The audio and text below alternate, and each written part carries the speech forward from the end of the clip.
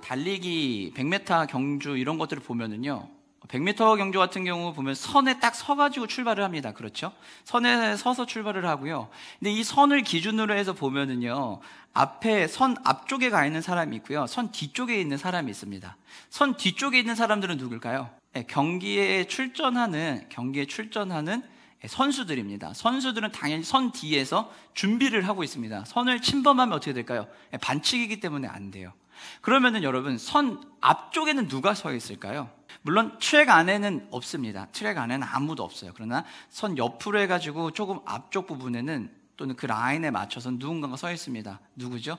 심판이 서 있습니다. 만약에 심판이요, 앞쪽이 아니라 좀 뒤에서 출발 신호를 준다면은 앞에서 선수들 가운데 부정하게 조금 더 앞쪽에 나간 사람을 잡아낼 수 있을까요? 없을까요? 없을 겁니다. 그리고 부정한 출발이 나타날 수도 있을 거예요. 선 뒤에 있는 사람이 있음과 동시에 선 앞쪽에 존재하는 사람이 있습니다. 사랑하는 성도 여러분, 각자가 이 선에서 우리가 삶을 살고 있는데, 선을 뒤에서 우리가 준비하고 있지 않으면은 우리는 출발하기가 어렵습니다. 그리고 선 앞에 있으면은 우리가 해야 하는 것들, 우리가 받아야 하는 보호들을 받지 못할 수도 있다는 거예요. 마라톤과 같은 경주를 하게 되면은 항상 옆에나 앞에 쪽에서 뛰는 페이스 메이커들이 있습니다. 물론 당연히 경기를 하는 과정에서는 감독이나 코치나 이런 페이스 메이커들이 있지는 않아요. 그러나 바깥쪽 트랙에서 계속 같이 띄워주는 분도 있고, 구간마다 뛰는 분들도 있고, 그리고 트랙 안에서 경주를 할 때는 내 앞에 있는 선수가, 내 뒤에 있는 선수가 같이 뛰는 페이스메이커 역할을 같이 해준다는 겁니다. 여러분, 만약에 우리의 인생에 있어서, 우리가 살아가는 삶에 있어서 우리에게도 이런 선 앞에서 나의 길을 인도해주고 선 앞에서 나를 이끌어주는 사람이 있다면, 나의 보조를 맞춰서 같이 달려가주는 분이 있다면 어떨까요? 경기 앞에서 나를 편하게 달려갈 수 있도록 나를 이끌어주고, 내 앞에 있는 어떠한 것에 문제가 있으면 그 문제가 있다고 알려주는 분들이 있다면, 그런 사람이 있다면 우리는 어떨까요? 조금 더 편하고 조금 더 힘차게 갈 수 있을 거라는 겁니다. 오늘 출애굽기 23장에는요, 오늘 23장은 하나님께서 이스라엘 백성들을 출애굽시킨 이후에 시내 광야에 들어오게 되고, 시내 광야에 들어와서 하나님이 언약을 선포하시는 장면입니다.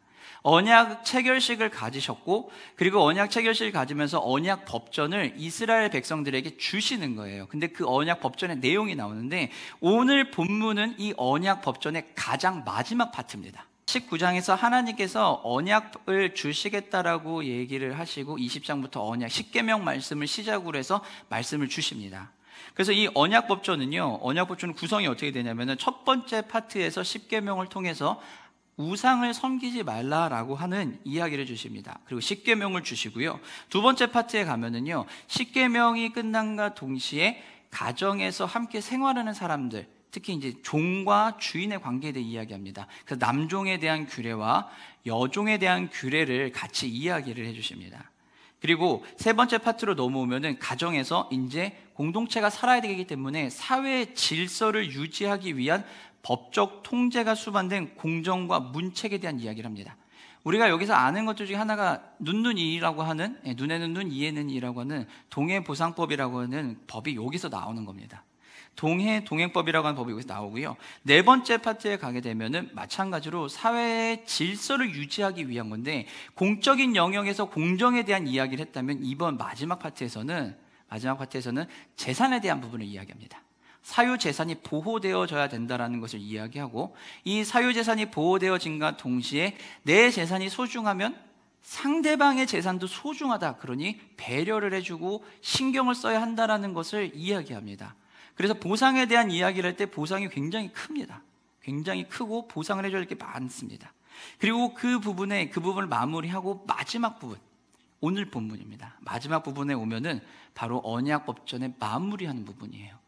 대부분의 언약에 대해서 마무리할 때는 하나님이 보여주시는 것을 표현을 할 때 어떤 부분이 있냐면, 민수기도 그렇고 신명기에도 보면은 어떤 것에 강조를 하냐면은요, 하나님께서 약속을 하시고 그 약속의 마지막 파트에서는 순종할 경우에 오는 축복에 대해 이야기를 하십니다. 그리고 순종하지 못할 경우에 있는 저주에 대한 얘기가 오세요. 그래서 언약의 마지막에는 거의 대부분이 순종에 대한 축복과 그것을 하지 않았을 때에 대한 저주에 대한 이야기가 막 나오는데 그게 어마어마하게 많이 나오거든요. 그런데 오늘 본문은 조금 포인트가 다릅니다. 오늘 본문은 축복과 저주에 대한 부분이 없지는 않습니다. 축복에 대한 부분도 있고 순종하지 않았을 때 문제가 생길 거야 라는 부분도 존재합니다. 그러나 더 중요한 부분은 하나님께서 이스라엘 백성들에게, 언약 백성들에게 뭐라고 얘기하시냐면은 내가 사자를 보내겠다라는 거예요. 그리고 그 사자가 이러한 역할들을 할 것이고 언약 백성인 너희들은 이러한 책임이 있다라는 것을 얘기해 주고 있습니다. 사자의 역할과 책임을 이야기하시고 백성들이 해야 되는 책임에 대해서 또 이야기를 하신다라는 거예요. 하나님은 왜 사자를 미리 보내신다고 이야기를 하실까요? 사자를 보내시는 것까지도 뭐 오케이 하고 넘어갈 수 있습니다. 그러면 같이 가면 되잖아요. 근데 하나님이 오늘 본문에서 뭐라 그러셨냐면 미리 앞서 보내신다는 거예요. 하나님은 왜 사자를 이스라엘 백성보다 미리 앞서 보내셨을까요? 앞서 보내신 거는 딴 것 때문이 아니에요. 하나님의 행함이 이스라엘이 무엇을 하는 것보다 먼저 일어날 거라는 겁니다. 우리가 하루하루의 삶을 살아가지만요, 그리고 우리가 하나님 주신 사명대로 삶을 살아가는데 이 삶을 살아가는 데 있어서 우리가 하는 행동들이 있잖아요. 그 행동들을 하기 이전에 하나님이 미리 그 일들을 하시겠다는 거예요. 앞서 보낸다라는 건 그런 거예요. 사자는 어떤 자지요? 하나님의 대리자입니다. 하나님의 대리자고요. 이 사자는 어떤 특징이 있냐면은 오늘 본문에서 하나님이 이 사자에게는 무엇이 있다고요? 하나님의 이름이 있다고 얘기해요. 하나님의 이름을 가졌다라는 것은 하나님과 동등하다는 거예요. 즉 표현은 사자지만 그러나 하나님의 임재가 이스라엘 가운데 함께 하신다는 거예요. 하나님이 늘 동행하시겠다라는 것을 이야기하시는 거죠. 그리고 지금 이스라엘 백성들이 있는 곳이 어디라고 그랬죠? 광야잖아요. 광야는 어떤 곳이라고요? 결핍이 가득한 곳이에요. 먹을 것도 없고 잘 곳도 없는 곳이죠. 그리고 위협이, 전쟁과 언제나 침략의 위험이 있는 곳이 바로 이 광야예요. 그렇기 때문에 하나님의 사자를 먼저 보내서 행하신다라는 것은 하나님께서 어떻게 해요? 하나님의 이름을 가진 이 사자가 정치적으로도 사회적으로도 군사적으로도 앞서서 행하신다는 거예요. 이스라엘은 아직 완벽한 정비가 사회 체제가 구축되지 않은 상태입니다. 물론 모세의 일들을 조금 분산을 시켜서 이제 10부장과 100부장 등을 세우긴 했습니다. 하지만 완벽한 국가로서의 체제가 이루어지지 않은 거예요. 그래서 이 상황에서 하나님께서 어떻게 해요? 모세를 통해 가지고 대리 통치를 하시는데 모세만 두시는 게 아니라 하나님이 직접 오셔서 사자를 통해서 이스라엘을 인도하시겠다는 거예요. 여호와 하나님과 동등한 자격을 가진 하나님의 임재가 이스라엘 백성들과 함께 하겠다는 거예요. 이 사자는 어떻게 한다고요? 이 사자의 역할은 그럼 무엇이라고요? 앞서가는 거예요. 앞서가는데 그냥 막 달리기 해서 쫙 앞에 그냥 혼자 막 달려가는 게 아니라 한두 발자국 앞서가서, 몇 발자국 앞서가서 내 앞에 있는 무엇을요? 장애물들을 제거하는 거예요. 앞에 있는 장애물들을 제거하고 내 앞에 대적이 나타나면 그 대적을 처치하는 겁니다. 해치운 거고요. 그리고 오늘 본문에서 중요한 게 이르는 것은 또 뭐냐면 하나님께서 약속으로 주신 어디요? 예비하신 그 땅, 가나안 땅으로 가게 하시겠다는 거예요. 그 길을 인도하는 길잡이, 인도자의 역할을 해주신다는 거예요. 그리고 앞서가서 원수들을 제거한다는 겁니다. 안전하게 이스라엘 백성들이 위협을 느끼고 있는 광야에서 안전하게 갈 수 있도록 하나님이 그 일을 미리 하시겠다는 거예요. 그 표현이 바로 사자를 앞서 보내신다라는 겁니다. 앞서 나가서 이스라엘이 잘 할 수 있도록 보호해 주시겠다는 거예요. 이 보호한다라고 하는 단어는요, 어떤 의미들을 가지고 있냐면은 실제적인 나를 보호해 주는 그런 보호도 있어요. 보호도 있는데 이 보호한다라는 의미의 또 하나는 어떤 것들이 있냐면 행한다라는 의미도 있고, 그리고 관리한다라는 의미도 있습니다. 그리고 지킨다라는 의미도 있어요. 우리 창세기 2장 15절 말씀 우리 함께 한번 읽어보도록 하겠습니다. 여호와 하나님이 그 사람을 이끌어 에덴 동산에 두어 그것을 경작하며 지키게 하시고 라고 이야기합니다. 여호와 하나님께 사람을 동산에 두시고 경작하게 하고 어떻게 한다고요? 지키게 한다는 거예요. 요 지키게 한다, 이게 바로 오늘 본문에 등장한 보호한다라는 단어, 똑같은 단어예요. 동산을 지키게 한다는 것은 무엇일까요? 위협에서부터 지킨다는 의미일까요? 아니요. 동산이 안전하게 있을 뿐만 아니라 동산이 잘 운영될 수 있도록, 하나님의 창조 질서가 온전히 유지될 수 있도록 지키고 관리하는 역할이 바로 아담에게 주었던 거예요. 똑같아요. 하나님께서 이스라엘 백성들을 보호하시고 지킨다라는 것은요, 단지 생명의 위협에서부터 안전하게 생명을 지켜주겠다라는 것에만 멈추는 것이 아니라 이스라엘 백성이 하나님이 예비하신 약속의 땅으로 가는 데 있어서 잘 갈 수 있도록 인도해 주시는 거예요. 하나님이 예비하신 그 땅 가나안으로 들여보내주시고 그 가나안 땅에 들어갔을 때 잘 살 수 있도록 만들어주시는 거예요. 그런데 문제는 그 가나안 약속의 땅에 보면은 누가 있죠? 이미 살고 있는 가나안들이 있는 거예요. 가나안 백성들이요. 근데 하나님이 그 사자를 통해서 어떻게 하신다고요? 이 사람들 모두 제거한다는 거예요. 근데 오늘 하나님은요, 오늘 본문에서 어떻게 얘기하죠? 그냥 내가 약속의 땅에 있는 우상들을 파하겠다, 제거하겠다 수준이 아니라 굉장히 디테일하게 어떤 족속을 해결하겠다라고 이야기를 하십니다. 그게 바로 누굽니까? 아모리와 셋사람과 그리고 브리스 사람과 가나안 사람과 히위 사람과 여부스 사람이에요. 언약 백성들이 들어가서 살아야 하는 그곳에 거주하고 있는 사람들, 그러나 하나님의 언약 백성이 아닌 사람들, 그리고 하나님의 언약 백성을 위협할 수 있는 사람들, 그 사람들을 어떻게 해요? 제거하겠다라는 거예요. 단지 사람을 죽이겠다라는 것이 아니라 함께 살아가야 하는 그 공간에, 이스라엘 백성들이 살아야 하는 그 공간에 하나님의 통치가 온전히 임할 수 있도록 방해하는 것들을 제거시키겠다라는 거예요. 대상을 제거해야 되는 이유는요, 약속의 땅이 정말 하나님의 언약의 땅이 되기 위해서예요. 만약에 이 우상들이 제거가 되지 않으면 어떻게 될까요? 우상들이 제거가 되지 않으면 이스라엘 백성들 같이 살아야 돼요. 같이 살게 되면 무슨 일이 벌어질까요? 타협하게 되고 문화에 융화될 수 있어요. 문화에 융화가 되고 타협을 하는 순간 하나님의 통치 원리가 어떻게 해요? 느슨해지기 시작합니다. 변형이 일어나기 시작해요. 좋은 변형이 아니라 안 좋게 물들어가기 시작한다는 거예요. 그렇기 때문에 이 우상들을 제거하지 못하면은 어떻게 될까요?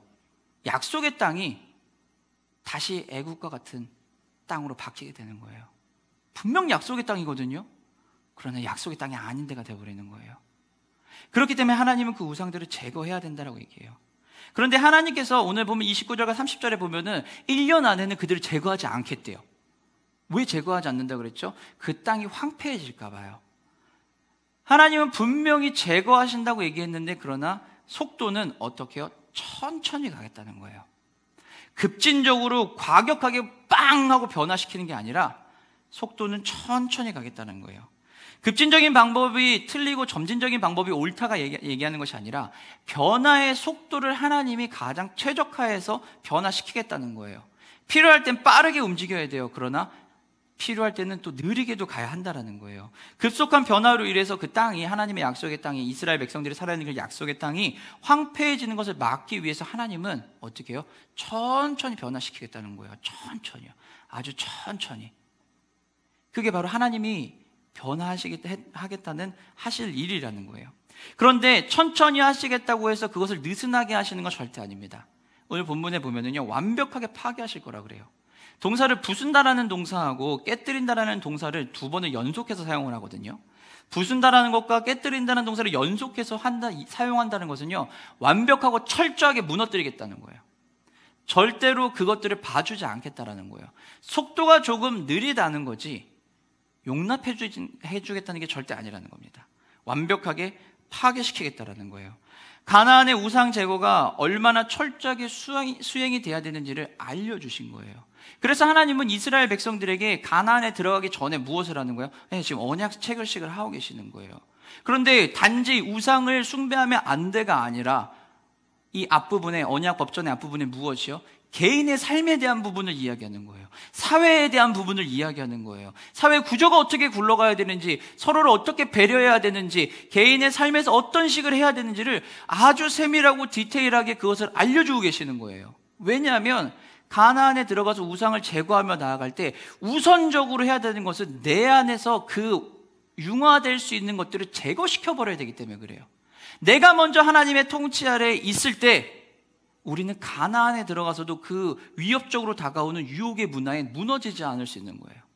우리가 온전히 하나님의 통치를 누리기 위해서는요, 우리가 살고 있는 그 지역으로 들어가서, 삶의 영역에 들어가서 우리가 그 살 때 이 영역 안에서 우리가 온전히 하나님의 통치하심을 누리고 살려면 내 안에 먼저 하나님의 통치하심과 다스리심이 가득해야 되는 거예요.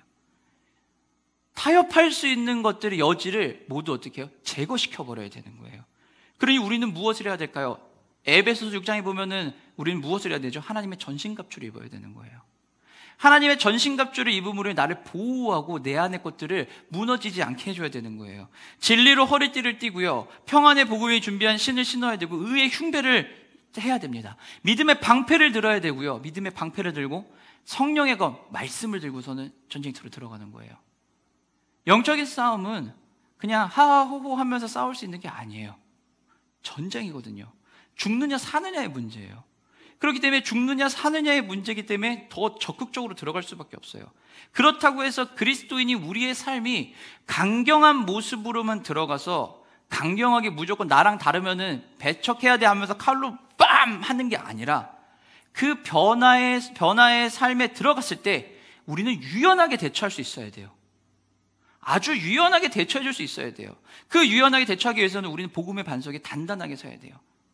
우리가 지금 살아가고 있는 시대는 어떤 시대예요? 코로나 시대예요. 이제 우리는 위드 코로나를 준비하고 있습니다. 그럼 여러분 2년 전에, 1년 반이죠, 2월 달에 지금과 같은 시기가 올 거라고 아무도 상상을 안 했어요. 3월에 들어와서 코로나가 터짐을 확산됨으로 인해서 교회 예배들이 전부 다 뭐 비대면으로 막 전환을 해야 되면, 이런 시기가 왔을 때 우리는 어떻게 대처했을까요? 우리도 대처가 되게 미약했어요. 교회들은 특별히 더 많이 약했어요. 우리는 코로나 이후에는 어때요? 코로나라고 하는 문화, 이 새로운 문화 안에서 대응하며 살아야 돼요. 근데 그 문화가 어떻게, 우리가 일반적으로 살던 문화하고 너무 다르죠. 우린 모여야 되고 함께 나눠야 되고 같이 식사하고 교제하면서 같이 일을 해야 되는데, 이 코로나 시대는 어때요? 다 흩어지래요. 우리하고 너무 반대되는 일들만 하라는 거예요. 우리는 기도도 해야 되고 찬양도 해야 되는데 마스크로 입을 다 가리고서는 심지어는 찬양도 하지 말라는 그런 정부 지침이 내려오기까지도 했어요. 우리는 여기에서 대응하면서 해야 되는, 유연하게 해야 되는데 그게 너무 어려웠다라는 거예요. 문화 안에서 우리가 살아가기 위해서 우리는요, 그 문화 안에서 복음의 반석의 확신 위에 그 문화에 대응을 해야 돼요. 유연하게 대처를 해야 돼요. 그러기 위해서 우리 안에 무엇이 필요해요? 단단해야 되고, 그래서 우리 안에 있는 타협할 수 있는 여지의 것들을 제거시켜야 되는 거예요. 대적들은요, 가나안 족속이나 히위 족속이나 이 모든 아람의 이 백성들을 하나님이 제거하시겠다고 한 이 족속들은요, 단지 주변에 살고 있는 사람들이 아니라 실제로 이스라엘 백성들을 위협에 빠뜨릴 수 있는 사람이에요.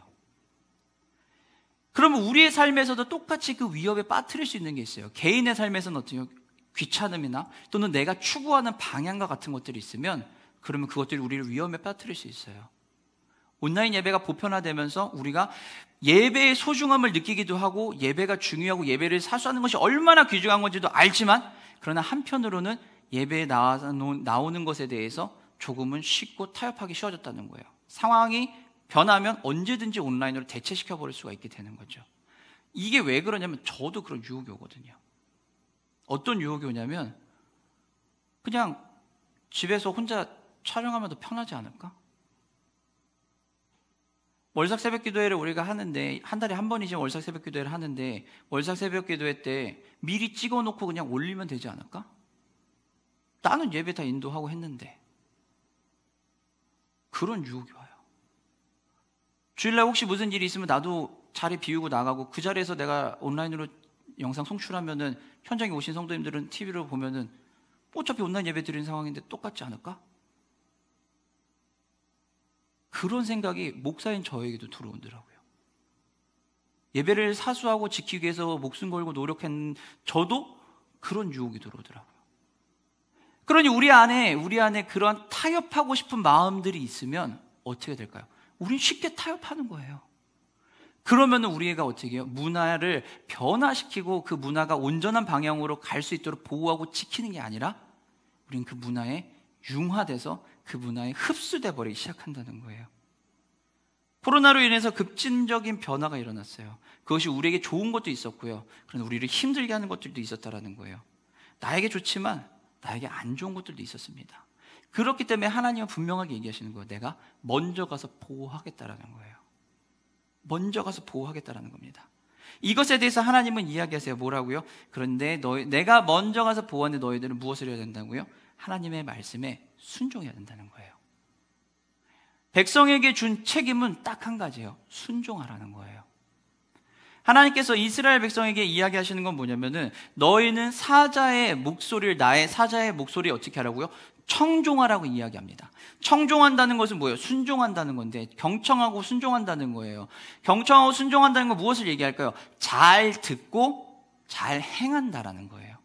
잘 받아들이고 듣고 그리고 그것을 잘 행하는 것이에요. 이스라엘 백성들 앞에서 하나님이 하신 것들을 잘 듣고 행하는 거예요. 우리 무엇을 그럼 들어야 될까요? 지금까지 이스라엘 백성들에게 하나님이 주셨던 그 약속의 말씀들이에요. 여호와의 규례와 율례와 법도를 지키는 거예요. 그리고 직전에 주셨던 십계명을 비롯한 언약 법전에 있는 내용들을 지키면 된다는 거예요. 이게 1차적으로 지켜야 되는 것들이에요.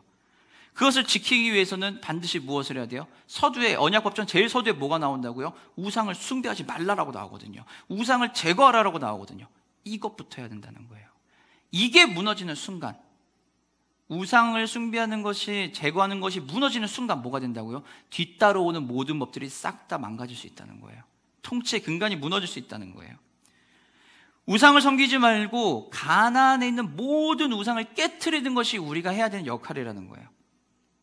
그렇기 때문에 우리는 하나님의 사자의 목소리에 청종할 뿐만 아니라 하나님의 사자를 어떻게 노엽게도 하면 안 돼요. 근데 이 노엽게 한다라는 단어가 화를 낸다라는 게 아니라요. 노엽게 한다는 것은 반역하고 대적하고 쓰러뜨린다는 거예요. 쉽게 얘기하면요, 적으로 간주하는 거예요.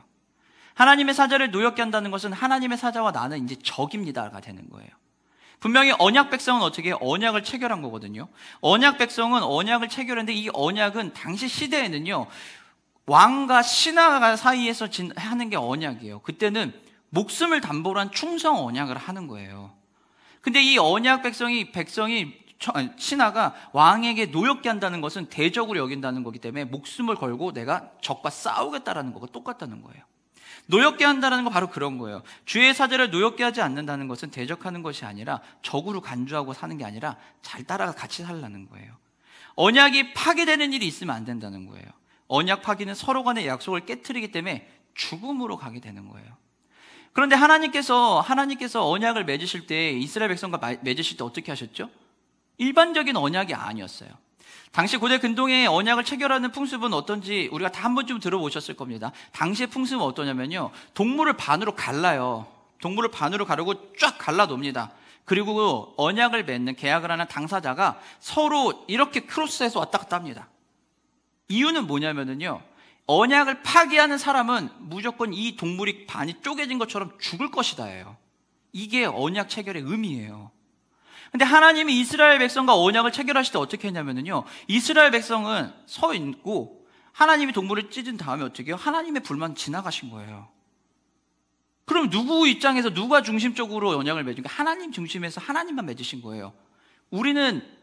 우리에게는 언약을 파괴해서도 뭐가요? 피해가 없는 거예요. 지금 약속을 보면은요. 근데 하나님이 얘기하는 거예요. 언약 파기하는 것은 죽음을 내놓는 것과 똑같은 일인데, 근데 그 피해가 언약 백성이 가는 게 아니라 하나님께 돌아간다는 거예요. 위협적으로 어떻게 보면 협박과 같은 것으로 들리는 것처럼 들리지만 실제 의미를 놓고 보면은 이스라엘 백성들에게는 피해가 없어요. 그러나 하나님이 이스라엘 백성에게 이야기하는 것은 우상을 받아들임으로 인해서 그 존재가 무너지고 정체성이 흩어지기 때문에 삶이 온전히 유지가 안 될 거라는 거예요. 그러니 어떻게 해요? 지키라는 거예요. 안 지키면 네 목숨을 가져오겠어, 이게 목적이 아니라 이거를 지키면은, 책임을 지고 살면 잘 살 수 있어, 그러니 지키자라고 지금 얘기하고 있는 거예요. 땅을 정복한 이후에 그 땅의 거주민들과 평화협상을 맺는 것 자체가 타협하는 거잖아요. 그럼 그것이 어떻게 되는 거예요? 하나님을 반역하는 거 똑같다라는 거예요. 사사기에 있는 말씀을 보면 이스라엘 백성들이 그 땅에 들어간 후에 다 쫓아내지 못한 거예요. 다 쫓아내지 못하고 어떻게 해요? 같이 사는 거예요. 좋아요, 양보해가지고 살 수는 있어요. 근데 문제는 뭐예요? 타협하기 시작한 거죠. 만약에 군신 간의 언약 체결과 그것을 파기한 거였다면 이스라엘 백성들은 어떻게 됐을까요? 전부 죽었어야죠. 그러나 하나님께서는 그렇게 얘기하지 않으시죠. 너희들이 얘들과 이 문화와 타협했으니 이 문화가 어떻게 해요? 너희들의 가시가 될 거야. 너희들이 삶이 힘들어질 거야 라고 이야기하시는 거예요. 가나안의 풍속, 우상숭배의 문화가 존재하기 때문에 그 문화가 너희를 힘들게 할 거라는 거예요. 그래서 하나님은 얘기하시는 거예요. 그 문화를 본받지 말라고요. 본받지 말라는 것은 단순히 행동을 카피하지 말라는 게 아니라 그것에서 파생되는 결과물들을 얻기 위해서 그와 같은 행동을 하지 말라는 거예요. 로마서 12장 1절 2절 말씀인데요. 그러므로 형제들아 내가 하나님의 모든 자비하심으로 너희를 권하노니 너희 몸을 하나님이 기뻐하시는 거룩한 산 제물로 드리라. 이는 너희가 드릴 영적 예배니라. 너희는 이 세대를 본받지 말고 오직 마음을 새롭게 함으로 변화를 받아 하나님의 선하시고 기뻐하시고 온전하신 뜻이 무엇인지 분별하도록 하라 라고 얘기합니다. 이 세대를 어떻게 해요? 본받지 말고 분별하라는 거예요. 문화에 융화되지 말라는 거예요. 왜요? 잘 살기 위해서요. 하나님의 언약 백성을 잘 살기 위해서요. 2021년 우리 사회의 가장 큰 문화는 어떤 문화가 있을까요? 21세기 코로나 시대를 살아가는 이 시기에 우리 사회에 빠져있는, 우리 사회에 만연해 퍼져있는 문화는 어떤 것이 있을까요? 아마 우리 사회에 있는 여러 문화들이 있을 겁니다. 얼마 전까지만 해도 포스트 모더니즘이라고 하는 그 문화가 굉장히 사조가 컸다면 지금은 젊은 세대들이나 지금 세대는 아마 탈진실의 시대에 살아가고 있는 것 같습니다. 진리인지 아닌지도 중요한 부분이지만 더 큰 거는 그 진리가 내 마음에 와닿냐 안 와닿냐의 문제예요. 옳고 그름을 따지는 것 이전에 내 마음에 그것이 와닿냐 안 와닿냐예요.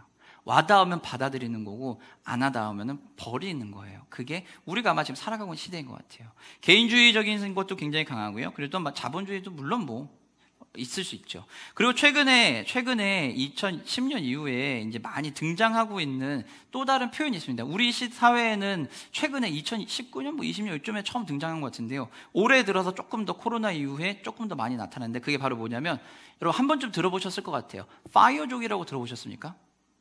네, 파이어족이라고 들어보셨죠? 청년들은 아마 알 것 같아요. 파이어족은 뭐냐면요.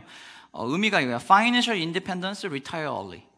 재정적 독립과 빠른 재정적 독립과 빠른 은퇴입니다. 재정적으로 빨리 내가 재정적으로 독립을 해서 은퇴를 빨리 하겠다는 거예요. 왜냐하면 내가 하고 싶은 일을 하겠다는 거예요.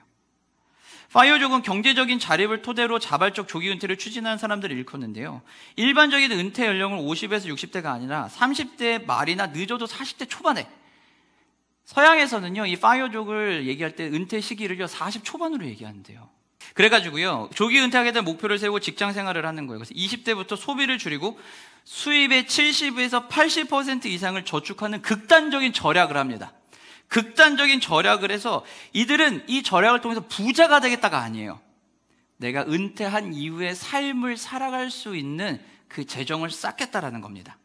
덜 쓰고 덜 먹더라도 내가 하고 싶은 일을 할 수 있는 것을 목표로 해서 하는 거예요. 생활비를 절약하고 주택 규모를 줄이는 거예요. 큰 집 사는 거, 내 집을 소유하는 거 아니요. 다 필요 없어요. 내 집을 소유하고 차를 소유하면 뭐가 되니까요. 돈이 많이 들잖아요. 그래 다 필요 없고 그런 거 다 자르고서는 집세를 줄이고 집이 넓은 게 아니라 집을 줄이고 하면서 극단적인 절약을 하는 거예요. 그래서 은퇴작을 마련하는 겁니다.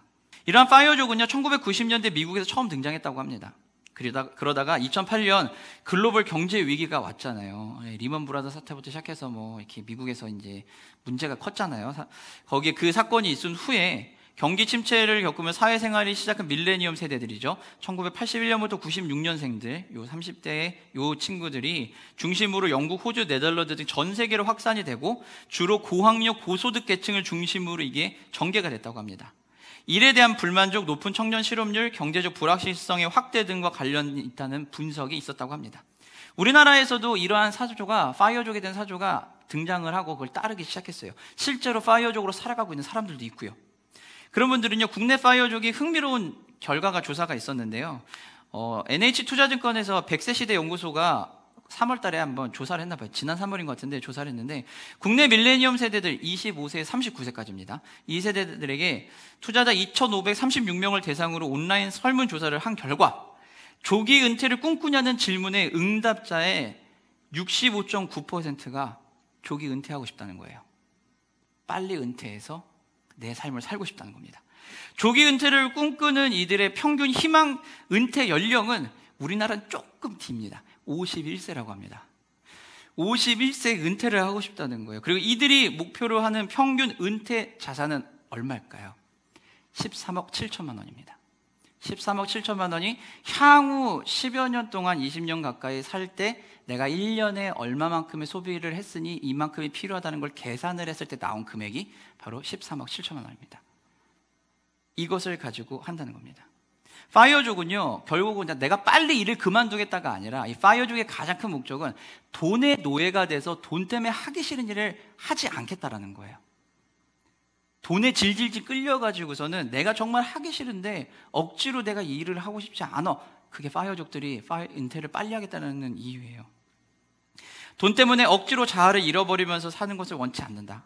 그렇기 때문에 나는 은퇴하겠다. 일찍 은퇴하겠다라는 겁니다. 이들은 정말 행복하게 살고 싶었던 거예요.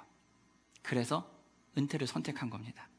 그런데 사랑하는 성도 여러분, 만약에 우리가 진짜 그냥 이 행복한 일을 하면서 내가 정말 원하는 일을 하며 살면은 정말 영원히 행복할까요? 이 시대의 문화 중에 하나로 지금 파이어족이 이렇게 나왔는데, 우리가 만약에 이 시류에 타가지고 우리도 파이어족으로 살겠다고 하면서 극단적 절약을 통해서 조기 은퇴를 하면 우리는 행복해질까요? 아니요, 그렇지 않다는 거예요. 문화에 흘러가는 대로 우리가 그 문화에 들어가서 똑같이 살면요, 우리는 그 문화에 타협하고 그 문화 안에서 융화돼서 그것과 함께 물들어가는 거예요. 많은 사람들이 일을 통해서 또는 사회적 지위나 명예, 물질 또는 사랑과 같은 것을 통해서 자아를 성취하고 싶은 욕구들이 있습니다. 그것을 바라기도 하고요. 그런데 일이나 사회적 지위, 명예, 물질, 사랑 등을 통해 가지고는요, 자아 성취를 할 수가 없어요. 자아 성취를 할 수 있는 게 아니라 이러한 일들을 통해서 우리는 우리의 존재를 드러내는 거예요. 우리의 존재를 드러내게 되는 것이지, 이러한 일들이 우리를 행복하게 만들어주고 우리의 자아를 성취시켜주는 게 아니라는 겁니다. 인정을 받고 하면 기쁠 수는 있어요. 그러면 그것을 통해서 내 자아가 성취가 됐다면, 인정을 통해 내 자아가 성취가 됐다면은, 그럼 우리는 그 인정으로 인해서 우리의 삶을 영원히 이제 쭉 가야 돼요. 그런데 인정받고 잠깐 좋아도 시간이 지나면 다시 또 무너진단 말이에요. 일이든 지위든 명예든 물질이든 사랑이든 이걸 통해서 존중을 받는 게 아니라 하나님의 창조 세계에서 하나님이 만들어 놓은 이 세계를 온전하게 그 창조 질서에 맞춰서 우리가 드러내는 거예요. 존귀한 우리가 일을 하기 때문에 이게 존귀해지는 거예요. 사랑하는 성도 여러분, 하나님께서 이 땅을 창조하시면서 가장 먼저 하신 게 뭐죠? 노동이에요. 창조라고 하는 노동을 하신 거예요. 에덴 동산을 창설하시고, 그리고 낮과 밤을 만드시고, 해와 달을 만드시고, 낮과 밤도 만들고 바다도 만들고 하면서 하나님이 가장 먼저 하신 게 노동이었어요. 노동이 고귀하고 노동이 존귀할 수 있는 것은요, 하나님이 하셨기 때문에 그 노동이 좋은 거예요. 노동이 악하고 노동 자체에 뭐가 있는 게 아니에요. 예수님이 이 땅에 오셔가지고 예수님이 어떻게 사셨죠? 몫으로 사셨어요. 그리스 로마 문화권 안에서는요, 그 문화 안에서는요, 육체적인 노동을 하는 것은 굉장히 천박한 일이었어요. 그들이 요구하는 아주 훌륭한 일은 뭐냐면은 머리를 쓰는 사유하는 철학적인 일들이었어요. 근데 신이신 예수님이, 하나님이신 예수님이 이 땅에 오셔가지고 이 땅에서 무엇으로 사셨죠? 몫으로 사셨어요. 노동자로 사셨단 말이에요. 그러면 하나님이, 존귀하신 하나님이 노동을 함으로 인해서 예수님의 존귀함이 사라질까요? 아니요, 그게 아니에요. 하나님이신 예수님이 존귀하시게 그 일을 했기 때문에 그 몫의 그 노동의 일이 존귀해질 수 있는 거예요. 이 땅에서 우리가 하나님의 복을 누리며 살아가는 것이 이와 똑같은 거예요. 우리는 하나님의 언약 백성으로 부름 받았어요. 우리가 언약 백성으로 부름을 받고 이곳에서 언약 백성으로 살아가요. 그리고 우리는 여러 가지 일들을 통해 가지고 우리가 살고 있는 삶의 문화 안에 들어가 삽니다. 그러나 문화가 달라요. 다르기 때문에 어떻게 해요? 부딪힐 수 있어요. 그러나 이 부딪힌 가운데 우리가 타협하는 것이 아니라 하나님의 사람이 존귀한 우리가 그 안에서 그 문화를 하나님의 창조 질서에 맞게 움직이게 가주는 거예요. 근데 혼자는 너무 힘들잖아요. 나 혼자 어떻게 바꿔요? 여러분의 일터를 여러분 혼자서 바꿀 수 있으세요? 못 바꾸잖아요. 그래서 누가 필요해요? 공동체가 존재하는 거예요. 우리 공동체를 하나님이 그래서 불러주시고 함께하게 하시는 거예요. 그래서 가정을 이루게 하는 거예요. 그리고 일터 안에서 기도하게 하시는 거예요. 하나님의 백성이 우리들을 통해서 그 일들이 아름답게 일어날 거니까요. 내가 그 자리에 들어가 있기 때문에 이 일이 존귀해지는 거예요. 나의 존재가 거기서 드러나는 거니까요. 이러한 하나님의 백성이 책임에 있는 삶을 살면 우리에게 무슨 복이 올까요? 축복이 와요. 그 축복이 뭘까요? 오늘 본문에도 있습니다. 풍년이에요. 물질의 풍요가 있을 것이고요. 때에 맞는 비가 있을 거고요. 건강할 것이고 무병장수할 것이고요. 다산할 것이고 재난과 기근이 없는 평화의 날이 올 거예요. 평탄하게 태평성대를 누릴 거라는 거예요. 하나님 백성이 하나님의 삶을 살아갈 때 그 일을 한다는 겁니다. 그럼 사랑하는 성도 여러분, 말씀을 마치도록 하겠습니다. 하나님께서 우리 앞서서 일들을 행하신다는 거예요. 하나님께서는 우리 앞서서 모든 일들을 행하시고 우리의 삶을 인도해 주실 거라는 거예요. 그리고 하나님의 일하심을 우리에게 보여주시는 거예요. 그러면서 우리에게 얘기하십니다. 뭐라고요? 그 일하심을 보고 그 안에서 삶을 누리라는 거예요. 그리고 하나님 말씀에 순종하는 거예요. 그리고 한 걸음씩 가는 겁니다. 그럴 때 하나님 나라의 삶과 언약의 축복을 우리가 누린다는 거예요. 이 땅에서 책임을 다하는 것은요, 이 땅에 책임을 다하는 것은 다른 게 아닙니다. 하나님의 행하심을 보고 그 안에 누리고 그걸 따라가는 거예요. 하나님이 노동을 하셨기에 노동은 가치 있는 거예요. 예수님이 목수로서 오셨기 때문에 목수가 형편없는 직업이라서가 아니라, 목수가 대단한 직업이라서가 아니에요. 예수님이 그 일을 감당하셨기 때문에 그래요. 이 시대에 지금 여러분들이 있는 그 일터에서, 그 삶의 현장에서, 여러분의 가정에서 여러분이 있는 그 자리가 복받고 그 자리가 하나님의 존귀한 자리가 되는 것은 다른 것 때문이 아니에요. 하나님이 우리를 사시고 그 존귀함을 입은 우리가 그 자리에 들어가 있기 때문에 그래요. 그러나 혼자 하는 것이 너무 어려워요. 그러니 어떻게 해요? 공동체가 함께 가는 거예요. 가정도 마찬가지입니다. 결혼 앞둔 우리 청년들도 있는데, 결혼에 대한 생각을 얘기할 때 문화가 다른 가운데 들어가는 거거든요. 그럼 그 문화에서 우리가 어떻게 해요? 하나님의 창조 질서의 아름다운 것으로 우리는 다시 변화시키는 거예요. 하나님의 언약 백성으로 이 땅에서 우리가 하나님 나라를 살아갈 때 우리를 통해 이 세계는요, 존귀함을 얻는 거예요. 그리고 이 세계는 존중받게 된다는 것입니다. 공동체가 함께 하나님 나라를 누리는 거예요. 우리 교회가 이 땅에서, 이곳에서 공동체로 누리며 나아갈 때, 하나님의 일하심을 누리며 나아갈 때 우리는 이 지역에서 하나님의 것들을 드러낼 수 있는 거예요. 교회가 핍박받고 욕먹고 하는 삿대질을 당하는 이 시기에, 이때 우리가 교회를 대신해서가 아니라 우리가 우리의 일을 감당하면 우리는 그 일들을 할 수 있는 겁니다. 하나님 나라를 누리는 것, 언약 백성으로 이 땅에서 언약 백성의 책임을 다함으로 하나님 나라를 누리는 것, 그것이 우리에게 주어진 일입니다. 여러분, 절대 혼자가 아닙니다. 옆에 함께 가는 겁니다. 그렇게 우리는 더 모이기에 힘쓰는 거예요. 그렇게 우리는 더 힘내어 나아가는 것입니다. 사랑하는 성도 여러분, 우리 앞서 행하시고 인도하신 그 하나님의 일하심을 누리십시오. 그리고 그 일하심에 순종하며 나아갈 때 하나님 나라의 삶과 언약의 축복을 누리게 될 것입니다.